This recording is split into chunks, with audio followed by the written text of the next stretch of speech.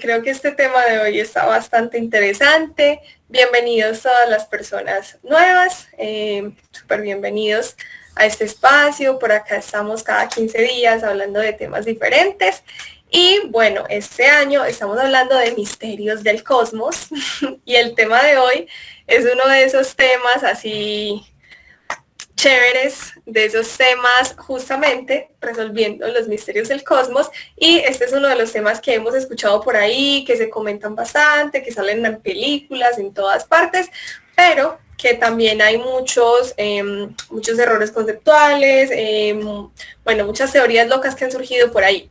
Entonces, hoy tenemos un invitado muy especial, él es David Jesús Mercado, estudiante de astronomía de la Universidad de Antioquia y también es explorador del Parque Explora. Entonces, bueno, ya tiene bastante experiencia también en divulgación, lo diría yo.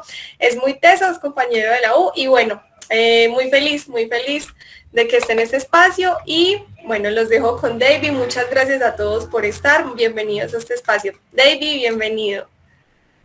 Hola Liz. Ay Liz, qué nervios. Bueno, no, les cuento, bueno, ya Liz me presentó, soy estudiante de astronomía y también pues soy explorador en Parque Explora. Y bueno, la idea es como contarles un poco sobre las teorías que hay, sobre cómo se extinguieron los dinosaurios y ver como cuál es el consenso científico. La presentación que hizo Liz fue maravillosa porque habló como ahí de los mitos, ¿cierto?, que hay sobre todo esto, sobre este tema, y hay un montón de información al respecto, pero uno no sabe a veces cómo discernir cuál es real, cuál no, realmente qué han dicho los científicos sobre ese asunto. Entonces les voy a compartir mi pantalla. Voy a darle aquí y a ver, me cuentan si se ve. ¿Sí? ¿Ahí se ve? Sí, ahí se está Listo. viendo. Perfecto, entonces vamos a darle aquí debajo. Ahí sí se ve, tranquilo. Genial, genial. Bueno, si quieren pueden interrumpirme cuando lo necesiten. Como estoy como compartiendo la pantalla, es algo difícil ver quién habla, pero pues me pueden decir su nombre y así, y vamos conversando bien. Les cuento, la idea, este tema en parte me encanta porque es un tema que recoge como la astronomía, la biología, la geología, recoge un montón de ciencias. Uno podría decir que la física, la química, un montón de ciencias son aquí como un poco responsables de lo que sabemos sobre la historia de la Tierra, sobre las extinciones masivas y sobre este que es uno de los grupos más taquilleros de animales que han vivido en la Tierra, que es el de los dinosaurios. Imagínense, no sé cuántas películas llevamos de Jurassic ya, vamos como para la sexta o séptima ya. Entonces, este sí que es un grupo de seres vivos muy, pero muy taquilleros. Y bueno, entonces, por esa razón, lo bueno sería como empezar haciendo una introducción con respecto a los dinosaurios, porque hay un montón de información sobre ellos, pero difícilmente discernimos bien qué es un dinosaurio. Entonces, aquí, en esta imagen, coloqué un montón de seres vivos para que ustedes me digan cuáles de estos, por ejemplo, creen que son dinosaurios. A ver, por ejemplo, vamos a ver si esto me deja como señalar. Aquí esto debe tener como un pincel, eso, un puntero. Ahí creo que se ve. Por ejemplo, este de acá de la esquina. Un mamut. Un mamut es un dinosaurio, según lo que ustedes hayan escuchado de los dinosaurios. ¿Quién se anima? ¿Quién se lanza al agua? Por ahí en el chat escucho el clon, pero no alcanzo a ver. Sí. Hola. Hola. El mamut, eso no es un dinosaurio, eso no es un dinosaurio. eso no es un dinosaurio, es un elefante. Por cierto, aquí está mi cara. Ah, genial. Es que, y también traje un juguetito de dinosaurio. Ay, ¿dónde está? No se ve. Un juguetito de dinosaurio de Jurassic. Ah, ahí te veo, Manuel, sí, ahí te veo, genial.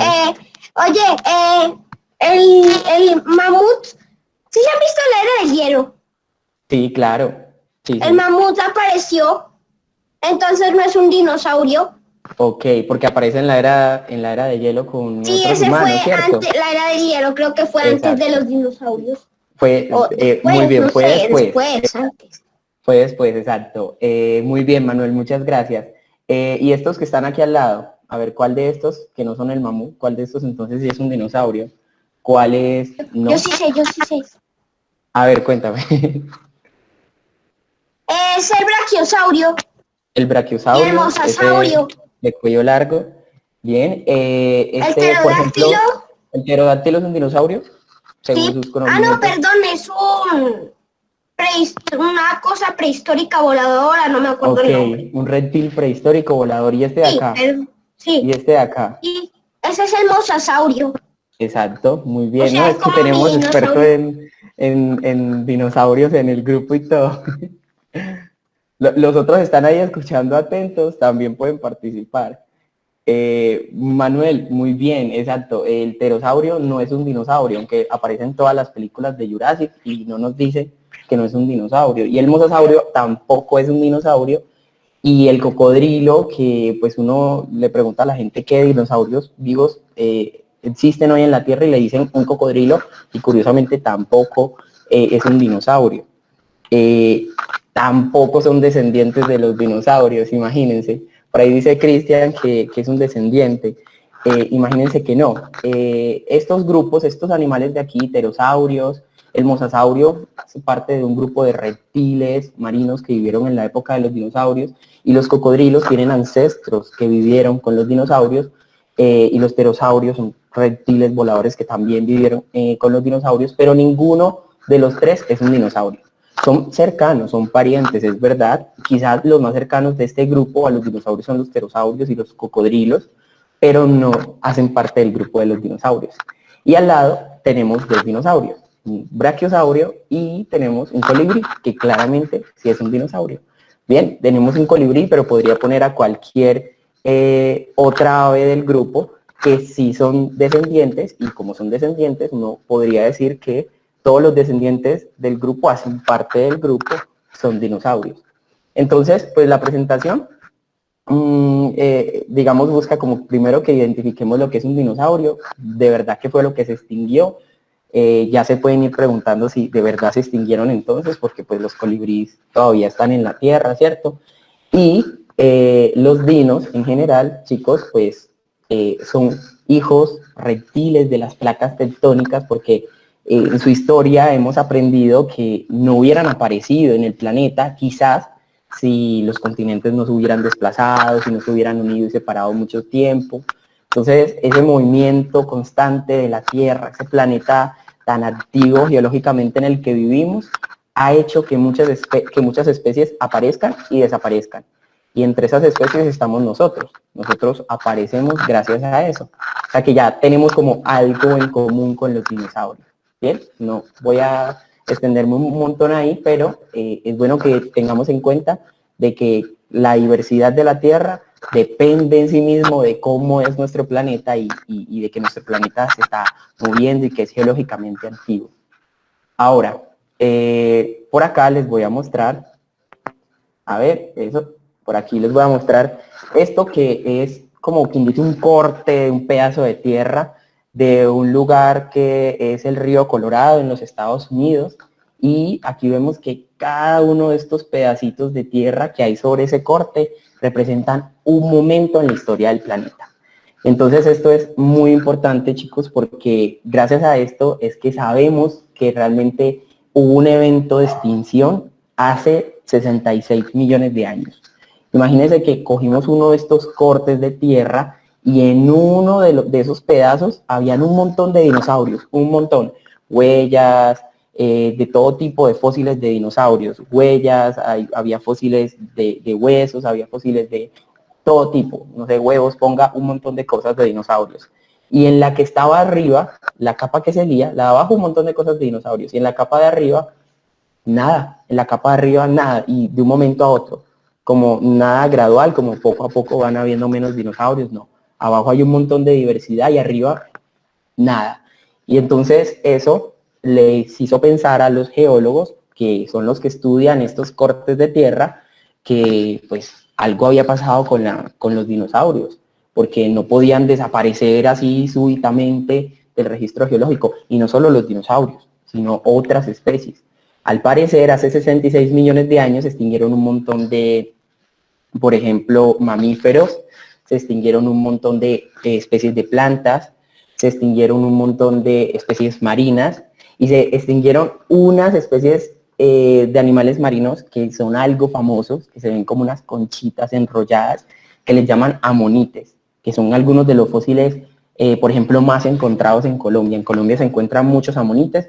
Bueno, ese grupo también desapareció todo en la extinción que es famosa por los dinosaurios, hace 66 millones de años.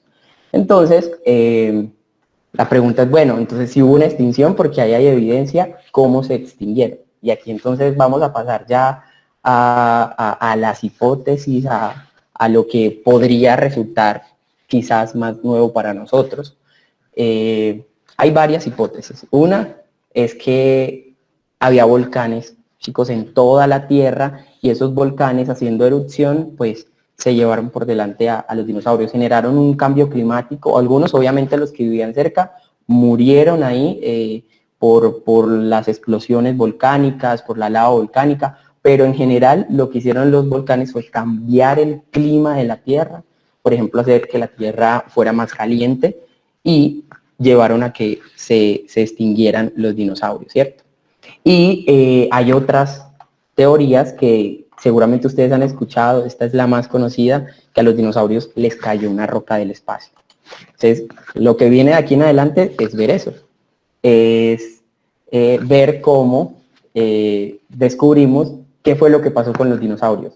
Si fue que les cayó una roca del espacio, o fueron erupciones volcánicas lo que los extinguieron, qué fue lo que les pasó, ¿cierto? Porque hemos escuchado siempre el meteorito, pero miren, ahí yo estoy diciendo que también es bastante fuerte la hipótesis de los volcanes. Sí, sí, hijos del vacío, hijos de las estrellas, y ahora de las placas tectónicas, sí, también, por supuesto. Y, bueno, ¿cómo se forman los pisos geológicos? Lo que mostraba anteriormente, antes de seguir con esto. Digamos que la Tierra, a medida que pasa el tiempo, va formando nuevo suelo, nueva corteza. O sea, tenemos la corteza de la Tierra donde nosotros estamos parados, por así decirlo, y la atmósfera, el agua, pues sí, el viento, el agua van arrastrando un montón de lo que llaman sedimentos, polvo, restos de roca, y los va montando sobre pisos que estaban antes y va formando como nuevas capitas. Y a medida que el viento y el agua van arrastrando y van montando esos sedimentos sobre el suelo sobre el que estamos parados, va formando una nueva capa de tierra. Y esas son las capas que nosotros vemos, pues, por ejemplo, en el perfil que les mostré, en ese corte de tierra que se veían así como todas las líneas de colores. Así se forma, pero eso toma millones de años. Eso no sucedió de la noche a la mañana, ¿bien? Ahora, entonces, volcanes o meteoritos. Bueno, imagínense que hay evidencias de vulcanismo para esa época. Entonces, no se precipiten y vayan a decir, bueno, entonces sí fueron los volcanes, definitivamente. Vamos a tomarlo con calma. Lo primero es que hay evidencias de vulcanismo en esa época. Por ejemplo, en la India. En la India hay un lugar que se llaman las escaleras del Deccan, que sería maravilloso visitar, donde miren estas montañas. Se ven estas montañas con unas hileras así de roca negra. Y esas montañas así como intercaladas con ese montón de roca negra, nos están mostrando un tipo de roca que se llama basalto. Y el basalto se produce de la actividad volcánica. El basalto es un producto volcánico. Es cuando la lava sale y con el tiempo se enfría. Entonces, si yo me encuentro un montón de basalto en un lugar, quizás eso me está diciendo que ahí hubo actividad volcánica. Así se han descubierto cantidad de volcanes, o sea, montañas donde uno va, está caminando y se encuentra basalto y es como, oye, esto se ve como una montaña, un cerrito normal, ¿por qué debería haber basalto aquí? Luego van y estudian y se dan cuenta que es un volcán hasta geológicamente activo, porque encuentran basalto en esos lugares. Pero bueno, lo de la India no es un poquito de basalto, es en serio una cantidad impresionante. A los lugares de la Tierra donde se acumula tanto, pero tanto basalto, los geólogos les han dado un nombre, les han llamado provincias ígneas. Y las provincias ígneas, pues aquí les señalé como algunas en este mapita. Miren, por ejemplo, aquí está la de la India, que le llaman las escaleras del Deccan. Pero por acá miren que hacia Siberia, hacia el norte de Rusia, hay una grandota que le llaman las escaleras siberianas. Imagínense que estas escaleras siberianas están relacionadas con la extinción masiva más grande de la historia de la Tierra. Y justamente fue después de esa extinción que aparecieron los dinosaurios. Entonces uno pensaría, bueno, eso tiene sentido. Al parecer ya estas provincias me han dicho que las erupciones volcánicas sí se pueden asociar a extinciones y que a los dinosaurios sí los pudieron haber extinto los volcanes. ¿Tiene sentido? No, tiene sentido. Ya tenemos el caso de las escaleras siberianas y pues los volcanes sí pueden generar cambios climáticos globales. Quizás hoy los volcanes que vemos no lo hacen tan drásticamente, pero los del pasado, como me muestran estas provincias, sí podrían hacer eso. Entonces, ¿qué hacemos? Nos quedamos con la hipótesis de que los dinosaurios se extinguieron por el vulcanismo. Así, quizás así habría sido si no aparecen otras hipótesis en el escenario. Por ejemplo, la del meteorito, que ya les mencioné. Pero, bueno, ahí me faltó decirles algo, chicos, y es que antes de esas hipótesis habían un montón de historias locas sobre cómo se extinguieron los dinosaurios. Por ejemplo, yo he leído que habían científicos que decían que a los dinosaurios les dio SIDA, habían científicos que creían que los dinosaurios se murieron porque los insectos estaban creciendo mucho y pues estaban comiendo demasiado las plantas y no les estaban dejando comida a los herbívoros. Había otros que decían que no, es que tenían cabezas muy grandes y que no se podían mover mucho y por eso eran ineficientes y se estaban extinguiendo. O sea, había cantidad de hipótesis. Habían hipótesis que decían que las plantas se volvieron muy tóxicas y por eso se estaban muriendo los dinosaurios. Antes de descubrir qué les pasaba a los dinosaurios, había, no, póngale unas 100 o más teorías que no eran del meteorito sobre por qué, ¿cierto?, se extinguieron los dinosaurios. Entonces por acá Manuel alzó la mano, Cristian tiene una pregunta. Cristian dice, ¿es posible que por la sedimentación del suelo como tal alcance capas altas de la atmósfera? Bueno, hay que recordar, Cristian, que así como se va formando nuevo suelo en la Tierra, la erosión, el viento, también va barriendo. O sea, el viento y el agua pueden apiñar cosas en ciertos lugares, pero también van barriendo esos lugares, van erosionando. Entonces, por eso probablemente no puedan alcanzar los estratos de la Tierra alturas, no sé, muy grandes, ¿cierto? Entonces, hay que considerar que están las dos cosas jugando en este planeta. La sedimentación, acumular cosas ahí, formar nuevos suelos, y también está la erosión. Y Manuel, dale, te escucho. Bueno, hay más teorías, como que los herbívoros se comieron plantas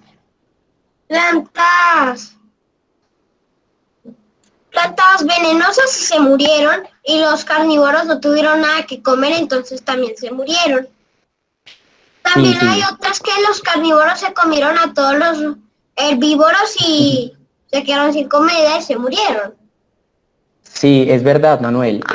Antes de definir qué les pasaba a los dinosaurios, la gente tenía ideas muy locas. ¿Saben qué es lo increíble? Que plantear la idea de cosas cataclísmicas como volcanes o meteoritos era mal recibido. Los científicos antes de la década de los 80 en paleontología eran muy poco bien recibidas ideas catastróficas o catastrofistas y muy cataclísmicas. Entonces, como que ha cambiado, esta historia también es una historia de cómo ha cambiado mucho la forma en la que ven los paleontólogos, los geólogos, los científicos, la evolución de la Tierra y de la vida en la Tierra. Entonces, bueno, bueno, y Juan Andrés dice, el meteorito y los volcanes deberían estar conectados. Podría ser. Entonces, vamos a ver. Hay evidencias de que también hubo un impacto, entonces nos hubiéramos quedado con la hipótesis del vulcanismo, si no hubiera aparecido esto. Entonces miren, estos señores de acá son Luis Álvarez, el más viejito es Luis Álvarez, el más joven es Walter Álvarez, son padre e hijo. Y ahí saben que están agarrando dos estratos. Luis está agarrando el que está por encima, son los estratos del Paleógeno, que es la época que viene después de la extinción. Y Luis está agarrando los estratos de el Cretácico, la época de la extinción. Y entre medio de esos dos estratos hay una capa bien delgadita, donde estos dos científicos descubrieron que había una gran concentración de iridio. O sea, iridio es un elemento que, digamos, es cercano en la tabla periódica al platinium y que son elementos realmente raros en la Tierra. O sea, son elementos que tú no deberías encontrar en la Tierra o no en gran abundancia. Sí los encuentras, pero no en gran abundancia. Y ahí se encontraba demasiado. Entonces, ellos se atrevieron contra todo lo que se creía en ese momento a proponer que ese iridio había llegado del espacio, había llegado de un meteorito. Y de ahí en adelante empezaron a aparecer otras evidencias. Por ejemplo, acá del otro lado les tengo unos fósiles también muy famosos, unos fósiles de los más brutales. Son fósiles microscópicos, pero estos fósiles ayudan en paleontología a hacer un montón de cosas. Yo les tengo una admiración así tremenda. Son los foraminíferos.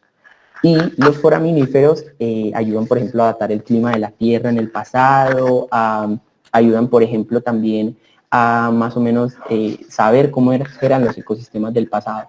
Y todavía hoy se encuentran porque son unicelulares, son solo una célula y son microscópicos, pero a pesar de ser solo una célula, crecen, generan como una cascarita de calcio lo suficientemente grande que cuando el animal pues muere, pues cuando la célula se muere, igual quedan las cascaritas por ahí.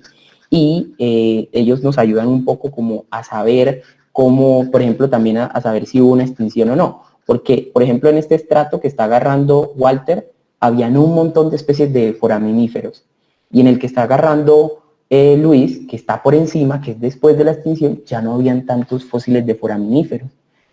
O habían muy pocos y habían unas especies, o sea, menos diversas, se encontraban, eran menos abundantes. Entonces estos también nos ayudaron a decir, oye, aquí debió haber cambiado algo en el clima de la Tierra, porque los foraminíferos son muy sensibles al clima. Y al mismo tiempo, bueno, tiempo después, un estudiante de una universidad por allá en Haití se fue a estudiar un lugar donde los haitianos pensaban que había un volcán, porque las rocas tenían estos cristales, ahí son muy chiquiticos, se ven como unas bolitas verdes, y esos cristales verdes chiquiticos se forman solamente cuando tú chocas las rocas muy fuerte, con mucha presión. Por ejemplo, cuando hay un estallido volcánico muy fuerte o cuando algo golpea la Tierra demasiado fuerte y genera, por ejemplo, una onda así de choque que presiona mucho las rocas o que vaporiza las rocas. Entonces, estos que les llaman tectitas, ustedes les pueden decir esférulos de vidrio también, no sé cómo los quieran llamar, era muy abundante, se encontró ese estudiante, se llama Alan Hildebrand, eran muy abundantes en una zona que curiosamente es una zona cercana a donde hoy sabemos que está el cráter de impacto.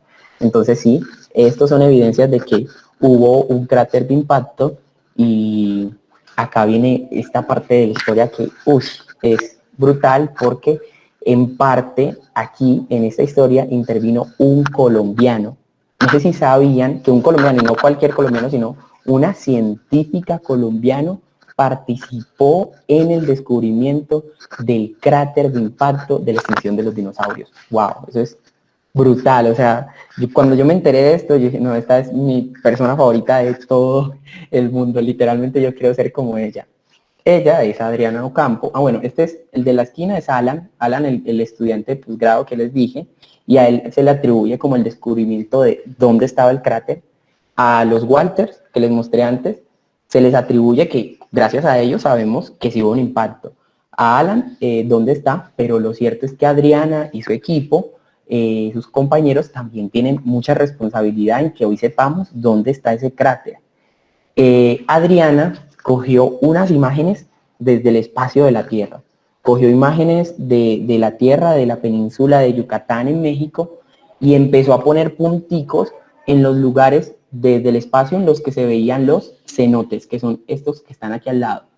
Los cenotes son un paraíso, pues son muy turísticos en México, la gente va a bañarse allá, son como unos pozos de agua manantial, y están formados de unas rocas, la base es de una roca muy antigua, y empezó a poner ella punticos en un mapa, les voy a mostrar cómo se ve eso, así como los punticos negros de por acá, y empezó a poner punticos negros en el mapa desde el espacio, pues la foto de la península de Yucatán, miren acá en el espacio, y se dio cuenta que, miren, todos esos cenotes empezaban a rodear como o sea, formar como una especie de círculo, empezaban a formar un círculo, y claro, eso era uno de los bordes del cráter. Entonces todos los cenotes que hay en México están formando uno de los bordes del cráter, el borde que hoy se encuentra en el continente, ¿cierto? Pero la otra mitad del cráter está en el agua, está en el Golfo de México, en el mar. Entonces, ¿cómo descubrieron esa otra parte? Se remontó un poquito más atrás a la empresa de petróleos de México. Imagínense que esta empresa Pemex se fue a hacer exploración al Golfo de México y recogió unas rocas en el piso oceánico que pues no son como muy usuales, pero las almacenó ahí, no las estudiaron, para ellos no eran interesantes, y uno de los científicos que ellos contratan para que les digan de dónde es más probable, no sé, que haya petróleo, ¿cierto? ¿Dónde podemos excavar para encontrarnos petróleo? Se puso a revisar esas rocas y dijo, no, esta composición de esta roca es como raro, porque es roca basáltica, como si la roca se hubiera fundido, por ejemplo, como en los volcanes, o cuando algo impacta muy fuerte, se puede fundir la roca. Y vino y cogió un montón de datos de la gravedad y del magnetismo. La Tierra es como un gran imán y tiene un magnetismo, y digamos, a lo largo de la superficie de la Tierra uno también esperaría más o menos saber cómo es la gravedad, pero él se encontró cosas muy raras en la gravedad y en el magnetismo ahí. Se encontró que habían lo que los científicos llaman anomalías, que es como que, yo espero que esta sea el magnetismo y que esta sea la gravedad del lugar, pero no, se desvía, es superior o es inferior. Y entonces empezó a hacer mapas con todo eso, y los mapas todos les daban una forma circular que estaba centrada, o sea, que tenía como su centro el borde de la península de Yucatán, justo en un pueblito que se llama Chicxulub, y por eso le pusieron el cráter Chicxulub. De ahí viene el nombre del cráter de los dinosaurios, que justo el centro del cráter está ahí al ladito, está pegadito a un pueblo pesquero que queda ahí, que se llama así también. Entonces, eso, lo que observó Adriana con los cenotes, lo que observó ese señor que trabajaba para la empresa de petróleos, sirvió para que descubriéramos esto. Pero el primero en publicar esa información fue Alan, el de los cristales estos que descubrió cerca. Entonces por acá está el Mar Caribe, por allí cerca también está Haití, y en todo, alrededor de toda esta zona, uno debería encontrar un montón de esos cristales, porque esta es la zona más próxima donde golpeó el meteorito. Y Alan pues le pareció que eso era evidencia, y cogió estos datos también y publicó, ¿cierto? Pero entonces ahí hay un montón de gente que ayudó a descubrir que sí les cayó una roca del espacio a los dinosaurios. Entonces, ¿de qué tamaño es esa roca? Ah, bueno, voy contestando ahí, voy viendo el chat. Por aquí dice, ¿cómo se sabe que es ese cráter y no otro? Ah, muy buena pregunta. Eso es una muy buena pregunta. Bueno, a ver, lo que sucede es que cuando Luis y Walter dijeron la extinción de hace 66 millones de años fue de una roca, dijeron, esa roca debería tener más o menos, el cráter debería tener más o menos tal tamaño y la roca más o menos tal tamaño, porque uno puede calcular eso. Los científicos tienen matemáticas ya hechas para ver si el evento liberó tanto material al cielo y luego yo me encuentro tanto de ese material en las rocas, más o menos cuánto fue de cuán grande era la roca que cayó. Ellos pueden saberlo con esas cosas. Y dijeron ellos que el cráter debía ser como de 200 kilómetros de diámetro. Imagínense que Chicxulub mide 180 kilómetros de diámetro. Y también podían saber que era ese porque uno puede con las rocas medir qué tan viejas son. Y midiendo eso se dieron cuenta que el cráter de Chicxulub tiene justamente la edad que debería tener para corresponder a esa extinción de los dinosaurios. Entonces esa pregunta es muy interesante. Antes Miguel había preguntado, ¿un evento de Carrington podría ser una posibilidad o altas energías producto de una supernova? Ah, bueno, mira, antes de eso también estaba la teoría de que pudo haber sido una supernova. También habían, pero como te digo, esas ideas más catastrofistas no eran muy bien recibidas entre los paleontólogos. Entonces, digamos que preferían estas otras teorías que tuvieran que ver más con la alimentación de los dinosaurios, así. Sin embargo, no hay tanta evidencia por ejemplo, una supernova para esa época, como, por ejemplo, si la hay del impacto, del vulcanismo, ¿cierto? Entonces es como falta de evidencia. Recuerden que en la ciencia es la evidencia al fin y al cabo la que va conduciendo las investigaciones y nuestras hipótesis. Entonces yo puedo tener una hipótesis, pero si no tengo evidencia de eso, pues no la puedo sostener, ¿cierto? Y dicen por acá que creen que es por la capa de iridio que está en este sitio, que debe existir una proporción muy alta comparada con la cantidad existente en la Tierra, que es bastante pobre. Además eso nos permitió saber que sí había un impacto, ¿cierto? Era más probable que ese montón de iridio apareciera en la Tierra por un impacto que por una supernova. No tenía mucho sentido que fuera por una supernova. Y bueno, listo. Entonces ya lo que pregunta Diego, entonces creo que lo contesté cuando dije que medimos la edad de las rocas y sabemos que es exactamente el de ese momento, ¿cierto? Pero entonces ya sabemos, ya descubrimos el cráter, de qué tamaño tiene que ser esa roca. Bueno, también hay matemáticas para, si uno ve el tamaño de un cráter, decir cuánto debió haber, de qué tamaño debió haber sido esa roca. Y hay un montón así de modelos de los científicos que dicen, este es el tamaño del cráter, este es el tamaño de la roca. Y se dice que podría ser alrededor, o sea, un poquito más, un poco menos, alrededor de los 10 kilómetros. Entonces, yo quise colocarles acá una roca espacial, un asteroide que ahora verán, no sabemos si es un asteroide, al lado de Medellín, para que ustedes vieran, miren el tamaño probable de la roca que le cayó a los dinosaurios al lado de Medellín. Entonces miren por acá, lo puse desde el poblado, y al otro lado, bueno, no sé si todos sean de Medellín. Bueno, igual toda esta área aquí delimitada de rojo se supone que es Medellín, ¿cierto?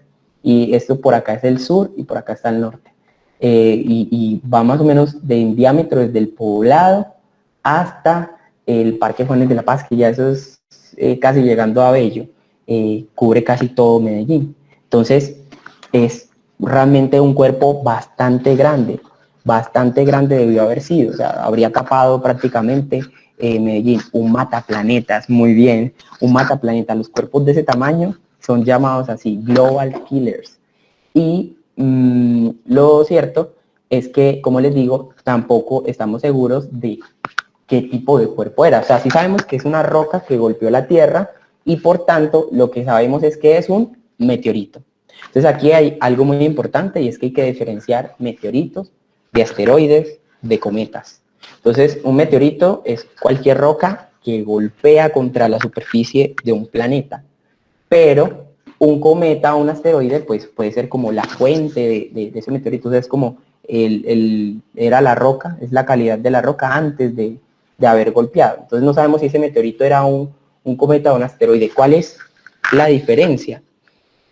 La diferencia es que los cometas, por ejemplo, aquí ven uno, son cuerpos que pueden venir desde muy lejos. Y acercarse bastante al Sol, y cuando se acercan mucho al Sol, se calientan y subliman. Sublimar es que convierten el hielo que está sólido pasa a ser gaseoso. Entonces cambia de estado el hielo, pasa de sólido a gaseoso. Y entonces se ven así, se ven como aquí. Este es un cometa, es un cometa muy famoso, el cometa Chury, o Churyumov-Gerasimenko, pero con ese nombre nunca me acuerdo bien de él, yo le digo Chury y ya. Y por acá tengo un asteroide.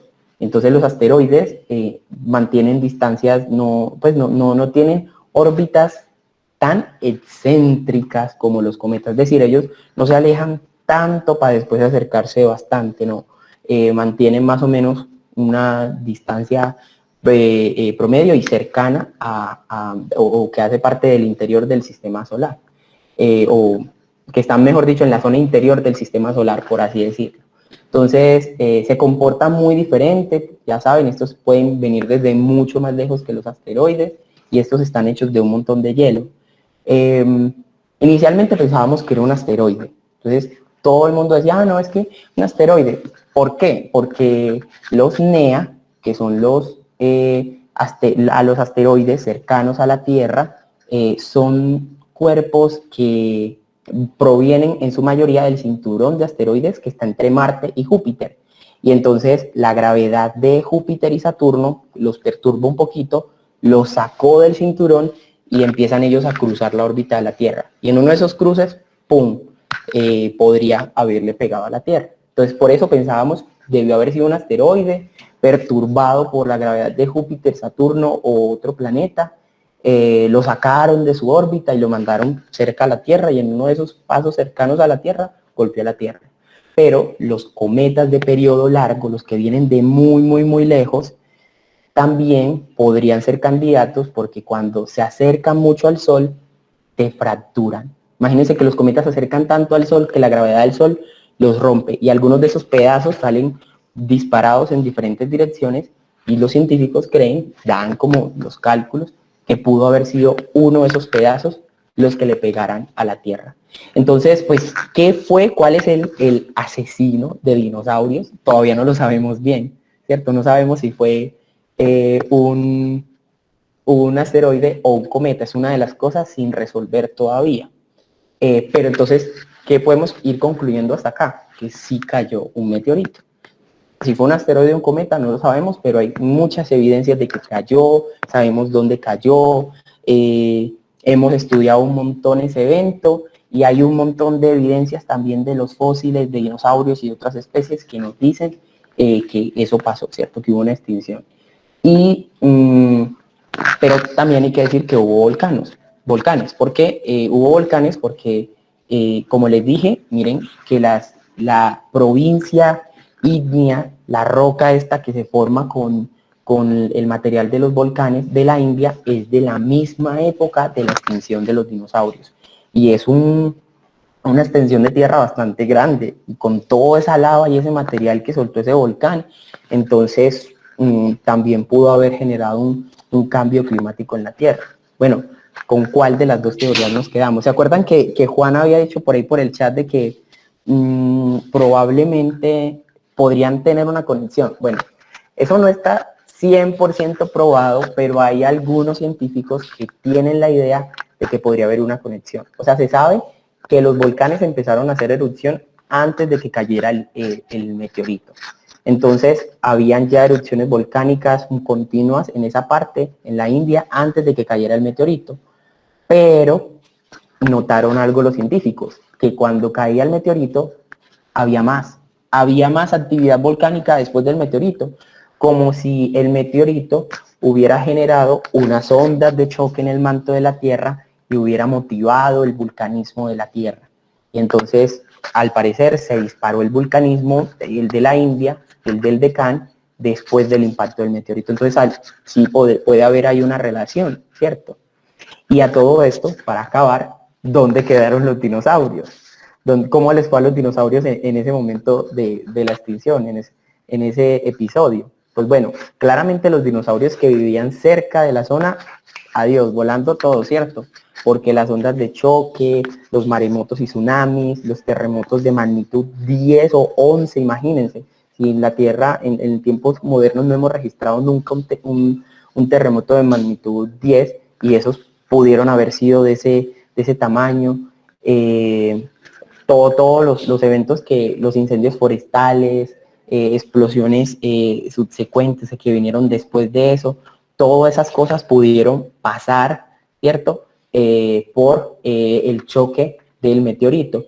Pero digamos que esas cosas, a medida que tú te vas alejando del centro del cráter, pues ya van disminuyendo. Entonces uno esperaría que los de América, los dinosaurios de América, la mayoría pues hayan muerto relativamente rápido, desde los primeros días, ¿cierto? Incluso en menos de una hora de ese evento, pero los de África y los de Europa y los de Asia, porque cuando los dinosaurios se extinguieron, ya los continentes se habían separado y estaban más como están hoy. Entonces, bueno, ¿qué pasó con esos dinosaurios que estaban al otro lado del mundo? Bueno, la roca, el impacto, liberó demasiado polvo a la atmósfera y esa sí fue una muerte más lenta. Probablemente muchos dinosaurios se murieron durmiendo porque la Tierra entró en una especie de invierno como nuclear. La capa de polvo era tan gruesa en la atmósfera, en el cielo, que no entraba la luz del sol, exacto, como dice Diego, se tapaba la luz del sol y las plantas no podrían hacer fotosíntesis, se interrumpió la cadena alimenticia porque pues, herbívoros no podían comer plantas y pues carnívoros tampoco. Y bueno, ya como que lo que viene después es una muerte progresiva de un montón de especies de dinosaurios, sobre todo los más grandes porque tenían dietas también más grandes. Algunos de los dinosaurios que ven aquí en la pantalla, por ejemplo, el Triceratops, el Tiranosaurio, el Anquilosaurio, que son de los dinosaurios más famosos de Hollywood, les cuento, debieron de vivir ese evento. No todos los dinosaurios que vemos en Jurassic vivieron ese evento, pero es muy probable que estos, que son dinosaurios de esa época, sí lo hayan vivido. Sí hubo individuos de Triceratops o de Tiranosaurios o de Anquilosaurios que quizás vivieron el evento. Y estos convivían y son las tres especies de una formación donde uno encuentra, un terreno donde uno encuentra muchos fósiles de dinosaurios que quedan en los Estados Unidos y que se llama Hell Creek. Ellos son de Hell Creek, que queda por aquí. Esto es Montana, un estado, el norte de Dakota y Wyoming. Y por aquí está la formación Hell Creek. Y ahí hemos encontrado muchos fósiles de Triceratops, Tiranosaurio y Anquilosaurio. Y esos dinosaurios lo vivieron. Entonces vivieron la extinción, la pasaron muy mal, seguramente, pero seguramente esos también fueron de los que más rápido se murieron. Los que estaban al otro lado del mundo les tocaron las consecuencias del cambio climático, seguramente. Se extinguieron, como les dije ahorita, un montón de mamíferos, un montón de reptiles y grupos que ya pues hoy no existen. Y sobrevivieron, sí, algunos mamíferos, algunas aves, que ya para este tiempo las aves eran bastante diversas. Las aves aparecieron mucho antes de este evento. Y pues entonces, chicos, la pregunta o un poco la conclusión que a mí me queda de lo que les he contado hasta aquí es, bueno, nosotros necesitamos conocer la historia de la Tierra, un poco el pasado, para poder predecir lo que va a pasar en el futuro, porque estos eventos pues pueden volver a repetirse. Todavía hay volcanes activos y podría haber vulcanismo tan fuerte que cambiara las condiciones climáticas de la Tierra y llevar a una extinción de, por ejemplo, nuestra especie. En esta extinción se murió el 75% de la vida en la Tierra.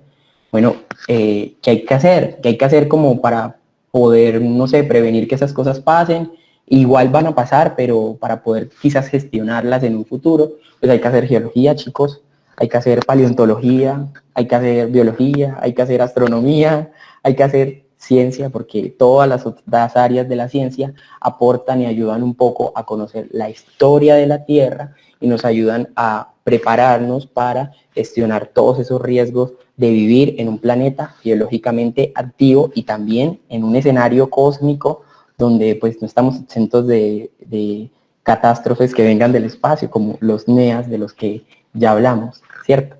Entonces, pues chicos, Eso era todo. Muchas gracias. Ahí resumí un montón de cosas, pero escucho sus preguntas. Por acá, Lina alzó la mano. Dale, Lina.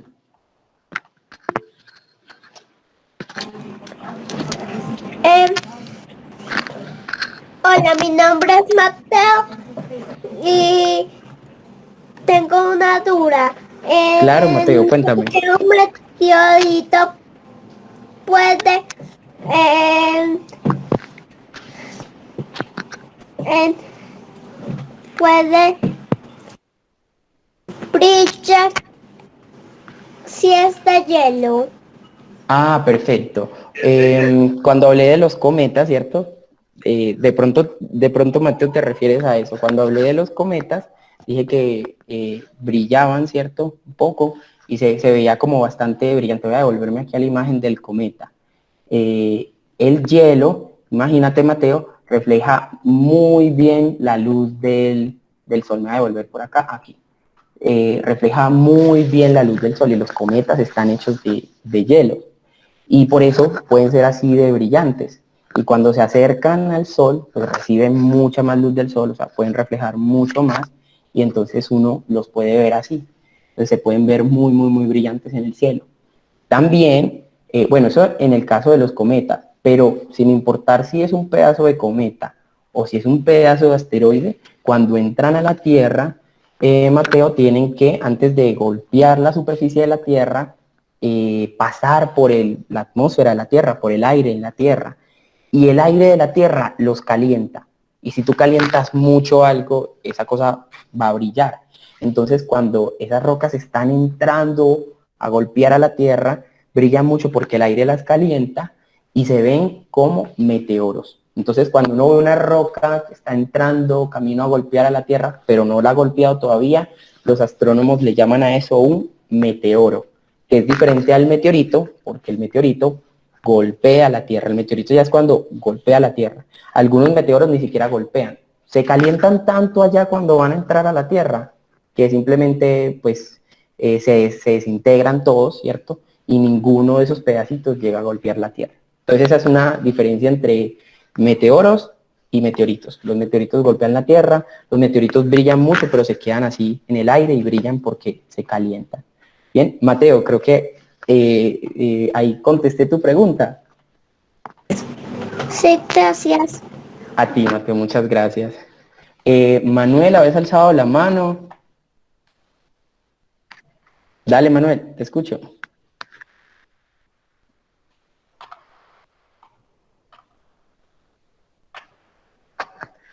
Creo que tienes el micrófono desactivado, por eso no te podemos escuchar. Creo, es que no entendí yo no entendí la relación de los volcanes y el meteorito. ¿Me lo puedes volver a explicar, por favor? Claro, sí, muy buena pregunta. Bueno, Mateo, imagínate que toda la tierra sobre la que estamos parados, debajo de esa tierra hay un montón de roca, pero la roca sobre que está debajo está fundida, está muy caliente, tan caliente que se derritió. Y al derretirse la roca del interior de la Tierra, al estar muy derretida, a veces ella sube y escapa por los volcanes, ¿cierto? O sea, lo que vemos que está saliendo por los volcanes es esa roca que está en el interior de la Tierra derretida. Eso es lo que expulsan los volcanes. Pero algunos científicos creen, podría ser así, no estamos seguros todavía, que cuando un meteorito, cuando una roca muy grande del espacio golpea la Tierra, esa roca que está debajo de la Tierra, que está derretida, podría moverse tanto que podría hacer que los volcanes como que liberen más de esa roca derretida. O sea, como que mueva toda esa roca que está fundida, que está debajo de la Tierra y salga más por los volcanes. Entonces, ahí está como la relación, la conexión entre el impacto y un meteorito. Pues el impacto y los volcanes, perdón. Esa podría ser una relación. No sé si tienen alguna otra pregunta. Y Manuel, no sé si ahí contesté tu pregunta. Sí, ahí más o menos te salió. Eso. Sí, ahí sí me te salió, esforcé. ahí te salió. Ahí te esforzaste. Eso. Ok, gracias. A ti, Manuel, a ti por esa pregunta. Por cierto, hola Lice. Hola Manuel, ¿cómo estás? Bien. Bueno, qué alegría todas esas preguntas tan chéveres. Bueno, no sé si alguien por ahí tiene más preguntas. Me encantó esa conclusión de David, o sea, me dejó volando. Esa es la conclusión que a mí siempre me encanta sacar. Hay que hacer ciencia, siempre, siempre, siempre. El futuro depende de eso y me parece súper chévere justo que hayas llegado a esa idea, a ese punto, porque aquí ahorita que mencionaban lo de la película Don't Look Up y bueno, todo eso, es muy chévere ver cómo realmente necesitamos esto, realmente necesitamos saber qué va a pasar con nosotros, qué posibilidades hay de extinción, necesitamos estar preparados para defendernos y también necesitamos saber qué otros procesos pueden llevarnos a una extinción masiva. Entonces, por eso, por ejemplo, quiero traer este tema hoy y es el hecho de las protestas que hay en este momento por parte de científicos para que en el mundo los gobiernos empiecen a hacer cargo del cambio climático, ¿cierto? Entonces, esto también es algo muy, muy importante porque el cambio climático también tiene una relación importante con la extinción de especies, que es lo que hablábamos hoy. Si bien hay eventos, digamos, aleatorios, como esto, que caiga un meteorito, ¿cierto?, que puede extinguir toda la vida, bueno, toda la vida no, una gran parte de la vida en el planeta, también hay eventos que nosotros podemos causar y que como nosotros los podemos causar, también los podemos detener. Entonces, acá traigo también como este tema para que reflexionemos un poco y estemos pendientes de esta situación y bueno, también la ciencia ayuda a tomar buenas decisiones a la hora de ser humanos conscientes de lo que estamos haciendo día a día. Bueno, no sé, más preguntas. Teodoro, no sé si tengas preguntas, que siempre están las preguntas de Teodoro, que son muy chéveres. Por ahí vi que sí, estaban comentando como en el chat, también tenían como una pregunta, no la había, pues se me había pasado, que dice como qué tanto pudo afectar el eje de rotación con el impacto. Dicen cómo se podría evitar el choque, pues cuando se descubre un cometa o asteroide, cómo se podría evitar el choque con la Tierra, o qué tipo de mecanismos de prevención existen. Pues yo la verdad no sé un montón de eso, no sé así un montón de eso tampoco, pero sí sé que por ejemplo el año pasado, en diciembre, creo que fue en diciembre, salió una misión de NASA digamos, a atender o a visitar dos cuerpos que entran dentro del grupo de los NEA. Es como un par de asteroides que son NEAs y con los que vamos como a ensayar. Vamos a ensayar a ver qué podríamos hacer si vienen directo a nosotros, cómo podríamos desviarlos. Entonces ya hay como un montón de gente pensándose cómo defender el planeta. Ya estamos pensando en nuestras defensas planetarias. Seguro pues ustedes que están como muy atentos y muy interesados en esas preguntas pueden seguir más de cerca.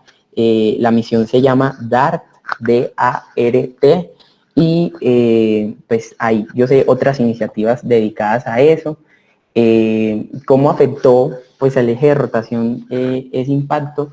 Mira, no sé, igual que, sabes que obviamente una roca de 10 kilómetros de diámetro es un matador de planetas, como dicen ahí, pero, o sea, porque puede generar cambios climáticos globales y cosas de ese tipo, pero fíjate que pues para el tamaño de la Tierra igual tampoco es demasiado considerable, ¿cierto? Otra cosa es que cuando la Tierra se estaba formando, la golpeara un cuerpo del tamaño de Marte y ahí sí, pues la mitad del tamaño de la Tierra, eso sí, no sé, quizás, bueno, se dice que fue lo que inclinó, ¿cierto?, el eje de rotación terrestre, pero no sé qué tan, digamos, efectivo haya sido para eso una roca de 10 kilómetros de diámetro, como para inclinar más o menos el eje de rotación de la Tierra. Quizás hay un efecto, pero nunca he visto como nada al respecto. Pues las preguntas también son como para que ustedes queden motivados y averigüen más cosas y busquen por ahí, ¿cierto? Y Liz, creo que ahí está la pregunta de Teodoro que decías. Dale, Teodoro. David y Lizeth, buenas noches. Pues ya como Lizeth me invocó, pues yo no iba a aparecer porque realmente no conozco mucho de estos temas, honestamente, pero igual pues es una nota, pues una pasada completa, pues este tipo de conexión, porque pues todo eso está relacionado finalmente con esos misterios del universo. Entonces solamente pues no tengo realmente preguntas, sino dos aportes curiosos que justamente por este tema pues me dediqué pues como a buscar un poco. Y hay un dato que, digámoslo, pues no soy una persona de ciencia, pues en el sentido de que la estudio directamente, pero así como en la astronomía, en la geología, hay datos que son como tan puntuales y tan excitantes, digámoslo así. Hay un dato, y les compartiré pues el paper directamente pues en el grupo, de una instantánea del evento, o sea, una marcación que se encontró en un yacimiento. Hay un yacimiento que se llama Tanis, que es uno de los que tiene pues como gran parte de toda esta prueba pues como de la extinción masiva. Y hay otro recientemente encontrado que creo que el paper es del 2018 y se aprobó pues en 2019 y pues ahorita están dando por ahí, que lo descubrió un señor que se llama Robert de Palma, en Dakota del Norte.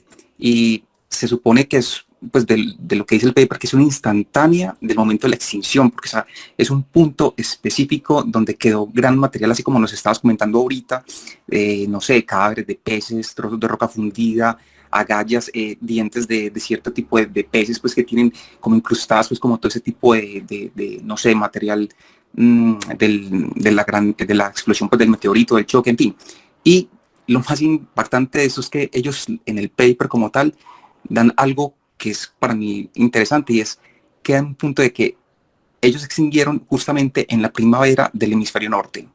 O sea, es como uno, pues, o sea, es demasiado puntual para decirlo pues en un paper, pero bueno, ya ustedes lo podrán leer, que pueden entender mejor que ellos aparte y de pronto sea más interesante. Y bueno, eso es lo primero. Y lo segundo,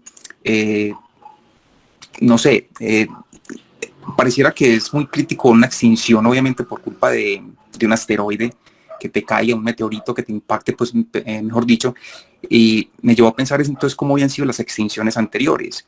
Entonces resulta de que los animales, pues, o los que vivimos actualmente, dependemos del oxígeno para vivir. Ese es nuestro combustible para quemar, digámoslo así. Pero es curioso porque es que el oxígeno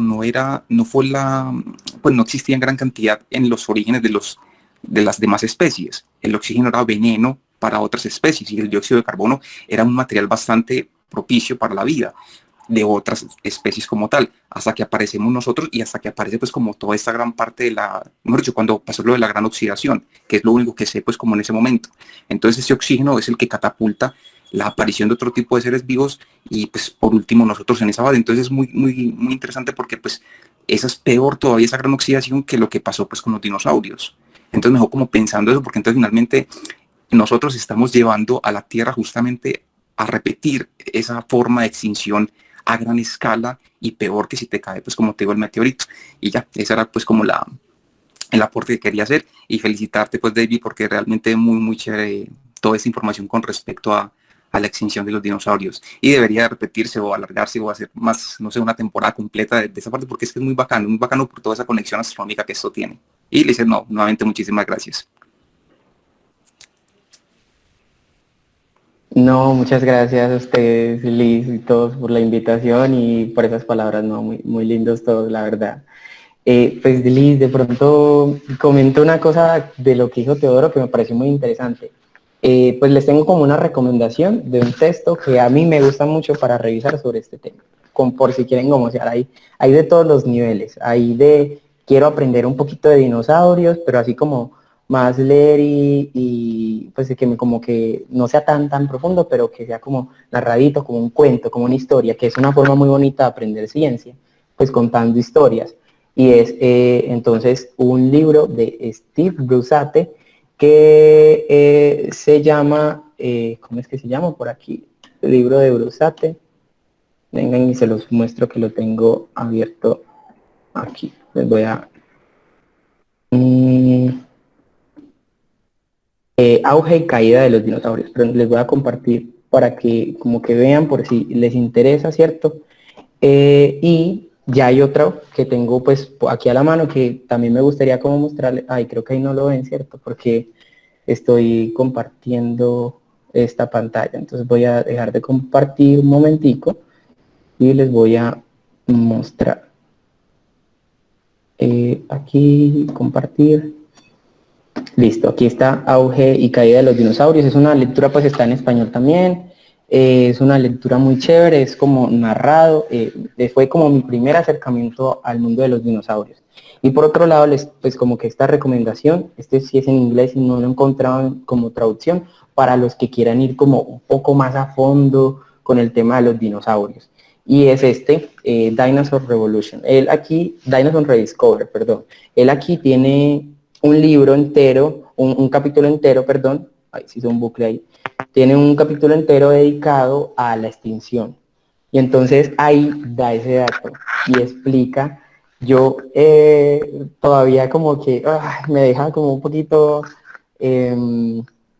no sé, me deja un poquito como con muchas dudas la explicación, pero da ese dato de por qué saben en qué temporada se extinguieron los dinosaurios. Eso es un dato demasiado preciso, a mí también me parece. Y pues tiene cosas así muy, pero muy, muy, muy bacanas. Y pues si quieren, como les digo, pueden revisar, si quieren como ahondar más un poco sobre ese asunto. Entonces mira, por acá dice como, ¿cómo sabemos que el impacto pasó en junio? Dice literalmente el capítulo. Entonces, hay un montón de cosas en la paleontología que hoy son así de precisas, gracias a que la paleontología voy a decir la palabra, evolucionado como ciencia. Porque la paleontología del pasado, de principios del siglo pasado, era una paleontología que se rehusaba mucho a las matemáticas, a la física, a la química, eran más bien coleccionistas y tenían un montón de hipótesis sobre cómo era la vida en el pasado, pero digamos, no contrastaban con los métodos de otras ciencias esas teorías. Y hoy la paleontología es muy diferente. Hoy la paleontología es ciencia y no desprecian las herramientas matemáticas, estadísticas, la física, no desprecian ninguna de esas cosas. Entonces ha cambiado mucho la visión que tenemos de estas criaturas, de estos seres vivos, de los eventos del pasado. Y como te digo, hay una apertura como a nuevas ideas. Entonces sí, pues por si quieren como revisar ese asunto, es muy interesante y Michael Benton lo discute pues como en este libro. Solo que pues, lo maluco es que sí no tiene traducción al español, entonces bueno, si les va como bien con el inglés, pues igual lo pueden revisar. Sí. No sé, por ahí qué más tengan, igual les digo como en serio muchas gracias por todo, Teodoro, todas las personas como que han comentado ahí, y Liz, en serio, por la invitación, yo me la paso muy bien hablando de estas cosas. Creo que Diego tenía como la mano alzada.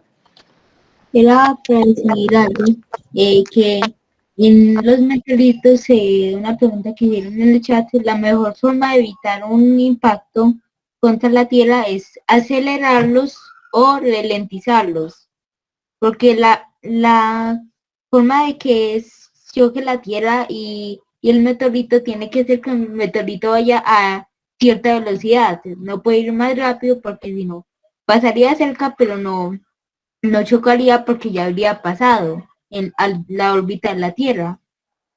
Y si va más lento, cuando ya la Tierra lo habría pasado cuando el meteorito llegue allá. Entonces esa es la mejor forma, y en los asteroides grandes, la mejor forma es como no explotar, bueno, sí, explotar, entre comillas, pero no, con cuidado en la superficie, para que se ralentice un poco en los que son muy grandes y así que no choque con la Tierra. Uy, la verdad, muy teso todas esas cosas, la verdad. Yo no sé mucho de eso de defensa planetaria, Liz, pero pues muy, muy teso como todo y las estrategias que se escuchan para eso. Esperemos que no nos pase lo de los dinosaurios, es lo único, en serio, ya con el cambio climático suficiente. Bueno chicos, muchas gracias, en serio. Muchas gracias a ti. Espectacular este espacio y este tema, yo creo que quedó, nos dejó como con ganas de mucho, mucho más. Creo yo que también vamos a necesitar parte 2 de este tema, así como del de la sesión anterior, del de exoplanetas, vamos a necesitar partes 2 de todo esto porque realmente es un misterio muy, muy interesante. Bueno, con respecto a lo de evitar el choque con la tierra o eso que estaba contándonos Diego, yo he visto eso como un desvío gravitacional por medio de poner otro objeto a orbitarlo. La verdad no sé cómo funciona bien eso, pero he visto como el modelo de eso, de ese desvío, pues como de asteroide o de cometa, bueno, lo que sea, eso lo he visto por ahí. Y bueno, algo muy importante que quería resaltar acá, bueno, dos cosas. La primera es que en este tipo de campos de defensa planetaria, por ejemplo, los aficionados a la astronomía pueden hacer mucho, la ciencia ciudadana puede hacer mucho. Hay campañas de búsqueda de asteroides justamente para esto, para nosotros estar pendientes de qué rocas por ahí cercanas pueden de pronto entrar en colisión con la Tierra. Entonces, si a ustedes les interesa este tema, por ahí en el planetario, en la UDA, hay espacios para esto, hay espacios de búsqueda de asteroides que son muy chéveres y de los cuales no hay que saber pues como tanto, y los aportes pueden ser gigantes, gigantes. Conozco varias personas que han estado involucradas en esto y de verdad que es súper emocionante uno sentir como que está aportando a la ciencia como tal, sin tener que haberse estudiado una carrera entera de ciencia. Entonces es muy chévere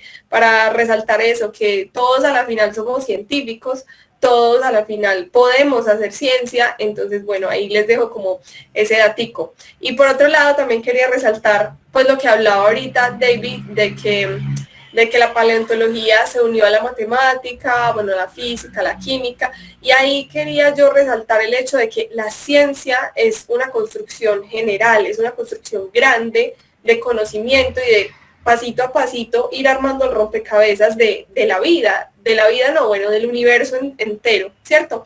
Entonces siempre necesitamos del trabajo conjunto de diferentes ciencias, siempre, siempre. Para mandar un rover a Marte necesitamos ingenieros, matemáticos, físicos, biólogos, astrónomos, químicos, mejor dicho, de todo, de todo. Entonces siempre el trabajo en equipo, el trabajo en comunidad es lo que lleva al avance de la humanidad, y eso me encanta resaltarlo, y me encanta resaltar que toda la ciencia es importante, todas las áreas aplicativas, teóricas, de todas las formas posibles son necesarias para que podamos avanzar como humanidad hacia cosas cada vez más chéveres. Y bueno, nada, agradecerles a todos por estar acá, a David, espectacular el tema, de verdad que muchísimas gracias.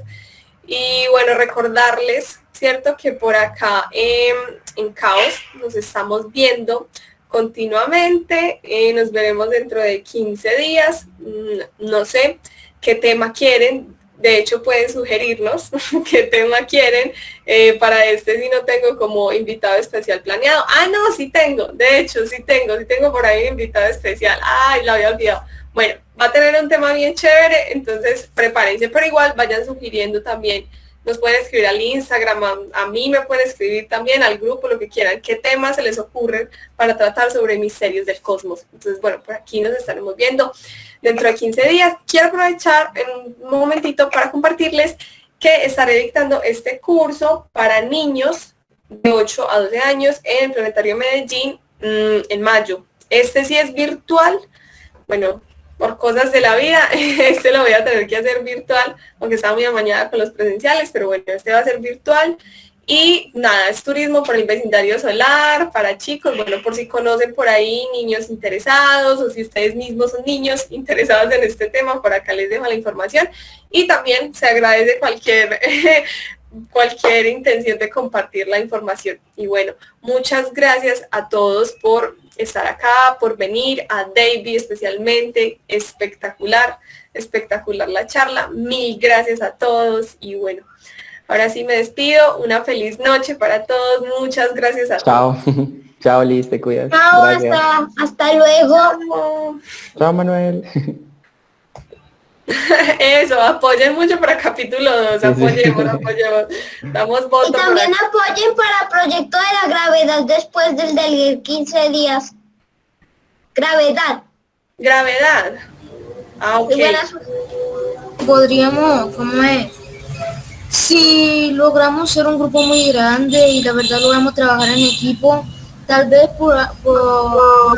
o sea, podamos liderar un proyecto sobre algo de trayectoria para intentar poner un objeto al espacio. Claro que sí, podemos acá. La idea de este grupo es esa también, que empecemos a participar en ciencia, que empecemos a participar en investigación y todo eso es muy chévere. En serio, si tienen por ahí ideas, por ahí nos montamos un proyecto bien chévere y lo mandamos. Eso me parece muy bonito. Muchas gracias por ese aporte. Y eso, si se animan, empezamos a montarnos por acá en ideas bien locas y bien chéveres. De eso se trata la ciencia. Qué lindo que tengan esas ideas en mente. Bueno, para aquí estaremos hablando. El único límite es la imaginación. Eso es lo que necesitamos. Claro que sí. Bueno, ahora sí. Chao, muchas gracias a todos. Gracias. Chao.